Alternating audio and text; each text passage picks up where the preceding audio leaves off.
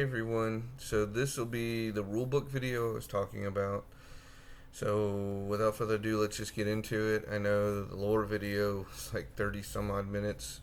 Hopefully this one won't be as long, but we'll see. Hope you enjoy. Just kind of give you an idea of what the beta rules are at now, because they are different from the alpha rules. In case any of you were like, "Oh, I played an Alan's alpha release." Game is slightly different now. A lot of the key components are still there, but anyway, without further ado, let's go ahead and get into the rules. Look at that beautiful, handsome guy there. Anyway, so game components. So you'll have 5 territory cards. They're season specific, so each tournament season, you can go to your local game store and play in a tournament, and you'll get the territory cards. And if you accrue, my thought process is, I'll go ahead and kind of side tangent here, is that by playing in local tournaments, you get points, kind of like Kool-Aid points that you can turn in for rewards from us, and some will be like full art, full bleed, like things, or like alternate arts, or signed by the artist, and or signed by me, the creator, whatever.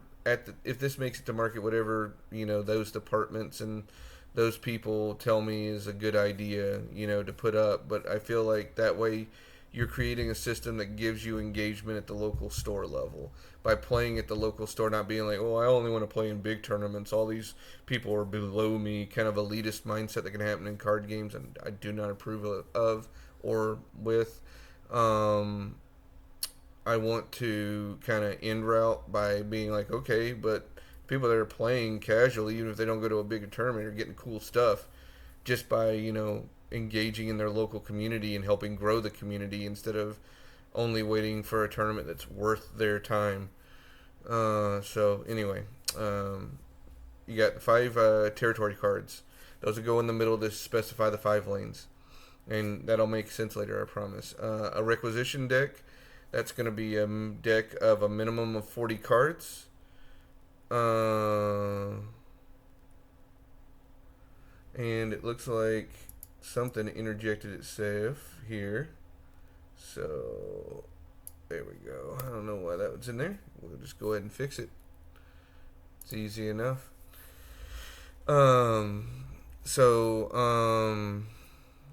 You'll have 2 copies of a single card unless stated otherwise, because unique cards you can only put 1 of in your deck.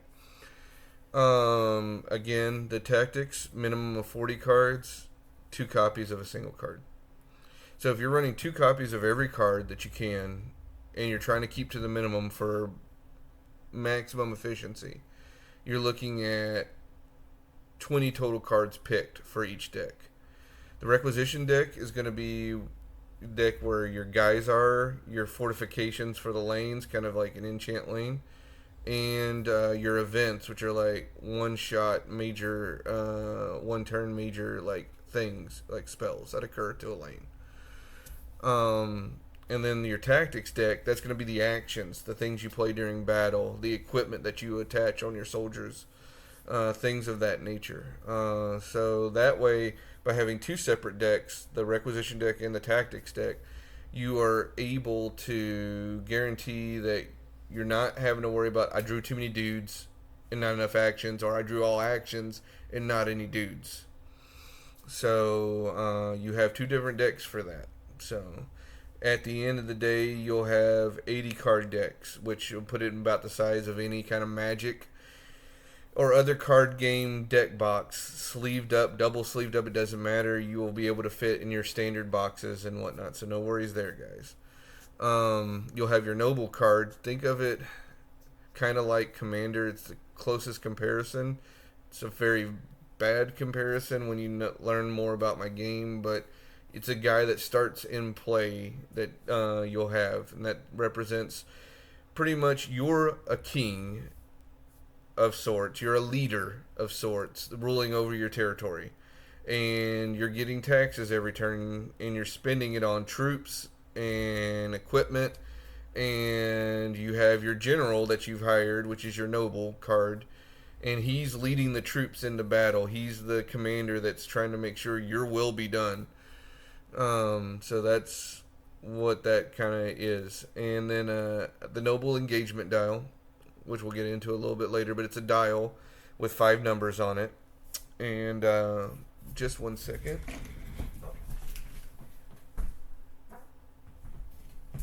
As you can see, this is from the alpha. It's got, a little dial that'll have different ones on it there. And then, of course, tokens. You'll have, like, damage tokens for your noble and conquest tokens for your noble. However, those can be represented with 2 different colored D6 die. But if you prefer the tokens, you prefer your cool tokens, preferably maybe in the future people will be making 3D printed stuff. Trust me, I've bought a lot of swag for card games. I understand. However that goes. But tokens used for tracking stuff. Or dice. So we have objective and victory conditions. So that is 3 different ways to win, like I've talked about in previous videos. You have the assassination victory. That means if you've put 3 damage tokens, 3 strikes, you're out on the opponent's noble, they're dead, you win. It means you've killed their leader and now they don't have anyone to lead their forces and now they're in disarray, so you've won an assassination victory. You have the military victory. It's if your noble has collected 3 conquest tokens from winning battles with your noble in them. So if you have successfully attacked your opponent's territories and destroyed his armies 3 times, he's too weak to carry on. You've militarily conquered him. And then finally, the third victory is the political victory. And now this, so think of military as aggro, think of assassination as mid-range. Political would be the control strategy. And unlike many games where control is like, I'm going to wipe the board so there's nothing that can happen, or I'm going to counter spell or deny everything my opponent's doing, so he just sits around doing nothing until I tell him I've won the game. The strategy is different. It's very engaged for control in this game. So if a player would draw from their requisition deck, which is the deck with the units in it, and they cannot, then they lose. They're milled out. And to achieve that, again, I'll go into it in a little more detail later. So what they're doing is they're going to mill cards off the top of their deck so that way that condition is met. So what it's doing is it's putting a timer on the opponent. You need to win before you run out. You still get to play your cards. You still get to fight me, but I can go last longer than you now. Your resources are dwindling. I'm politically outmaneuvering you, so you don't have the resources to fight anymore. And so I think that's more engaging because it's not a negative play experience. I think it's a positive play experience because the game is still happening. It's just you're putting pressure on the opponent to get his win in before you remove the sand out of his hourglass. So, just in case people are wondering, in the case where both players are going to run out of cards at the same time, there is a way to figure out who wins.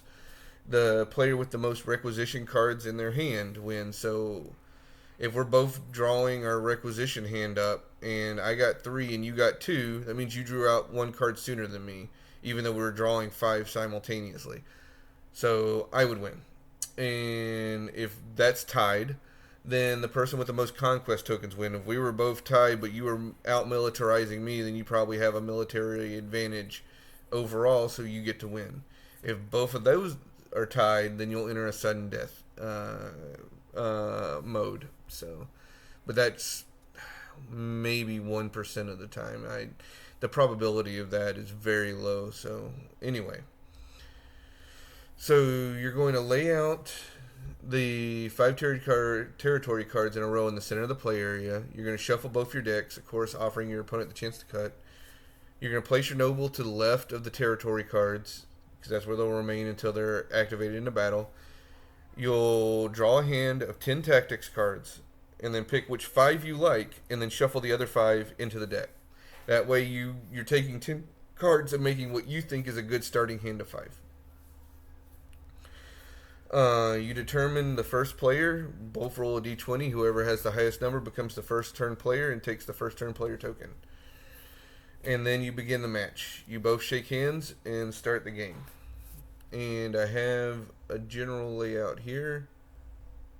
So you can see it's the 2 decks, the discard piles behind them. That would be the player mat there. The territories, and then to the left is this player's noble. To the left of that player is their noble. And again, it just mirrors there. So next up, you have the phases of the game. So it's structured in rounds consisting of 4 phases: the acquisition phase, the requisition phase, the skirmish phase, and the end phase. And for those of you that are Scottish, you'll enjoy this, because if you look at the acronym, you would know it from a hole in the ground. Anyway, acquisition phase, you're going to both refresh your resources and cards, so you'll get start with your 5 resource tokens and get your 5 requisition cards, which are, again, so each turn you're drawing 5 cards, and whatever you don't spend goes to the discard pile. So with a 40 card deck, that means if you're drawing 5 a turn, guaranteed, you have 8 turns to this game. It's a hard timer set into the game. Of course, the control player, the second they make you mill a couple cards off the top of your requisition deck, now you got 7 turns. If they get you 6 discarded 6, now you got 6 turns, and it goes on and on. So they're trying to take away the amount of turns you have, but you still have. Like, even if I get half the turns away from you, you still had 4 turns to win this game while I'm doing that.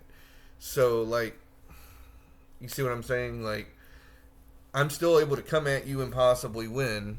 It's just I have to be mindful of how many turns I have as you're diminishing my turns, and think about that.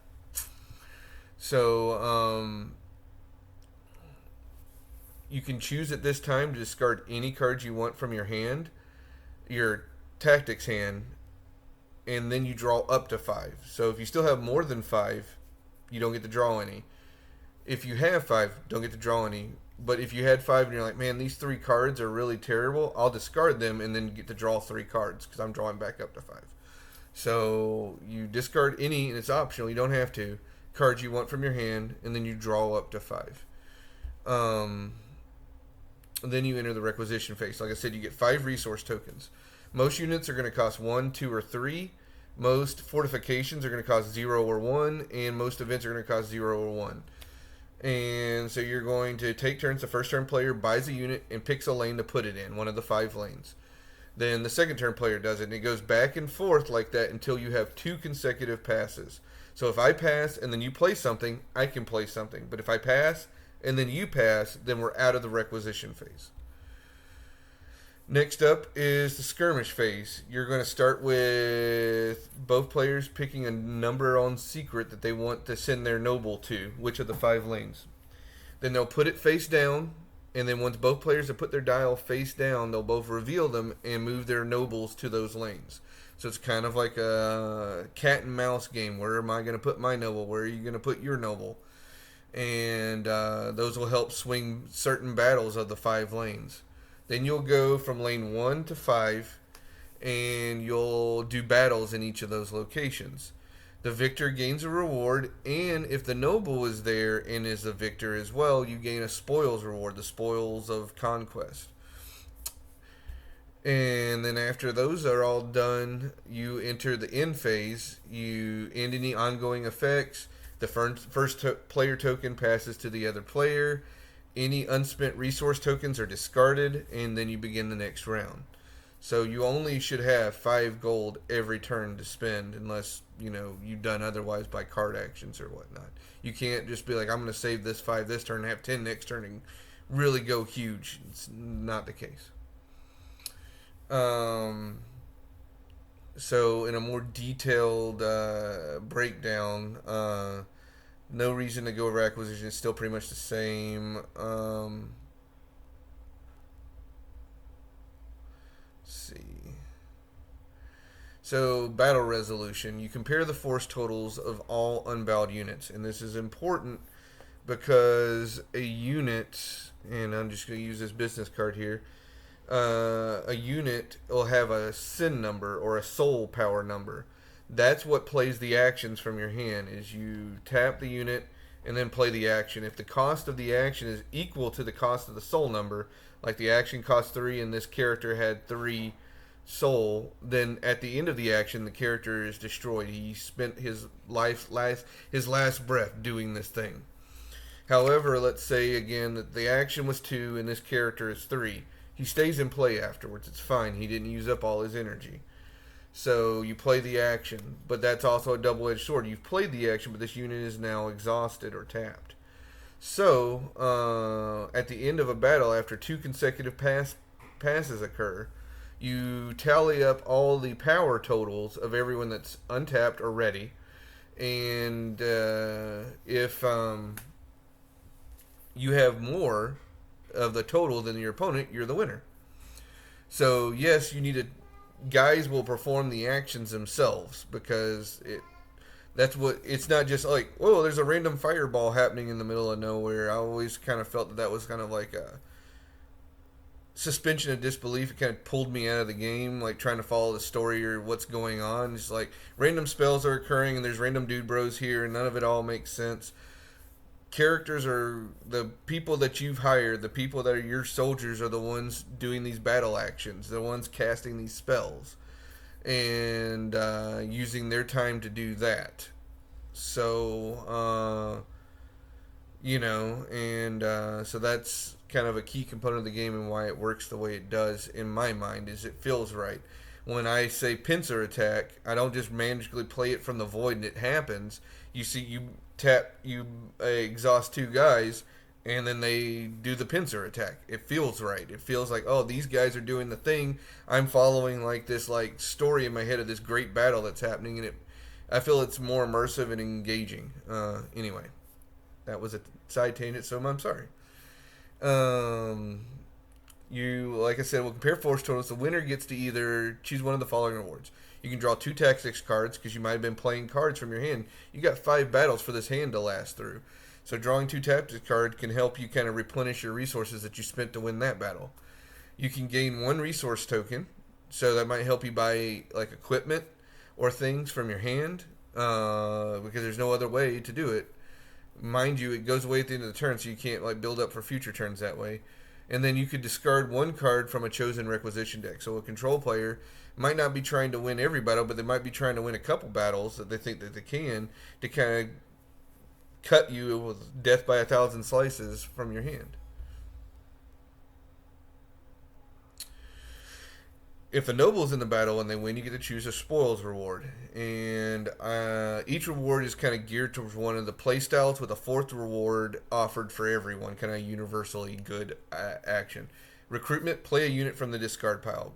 Looking at your discard pile, which may have a bunch of good guys that got milled, you can find that guy that you want and put him into play for free. That's just universally good. You get 1 free super, like, no questions asked guy. And he'll come into play at the end of the turn. So you can't just immediately bring him into play into a battle that hadn't happened yet and swing the tide. You got Sabotage. Discard 3 cards from your opponent's requisition deck. Obviously, that's for political players. Conquest. You gain a Conquest token. That's for the Conquest players. Trying to gain those 3 Conquest tokens so they win the game. They need to win 3 Noble battles out of the 8 turns that they got.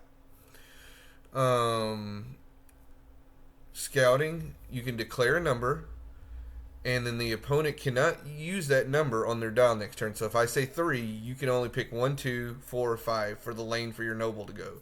This can be helpful for kind of dwindling down your noble's avenues. So as the assassin, you can like go, okay, well, I put all these guys on 2 and all these guys on 4. If he goes to either of those lanes, he's dead. I will declare 3, and then he can only pick 1 or 5 if he's smart. And so now I got a 50-50 shot of finding him and pew assassinating him. So things like that. And so those are the 4 rewards. I talked about the sin cost for actions, resource costs, unique cards. So yeah, that's a breakdown of the rules. I hope you enjoyed it. This one went 20, but I did have a couple side tangents. So I appreciate your time. I hope you're going to invest or at least get word of mouth out. Any help you can give, I really do appreciate. Thank you very much and have a great day. Bye.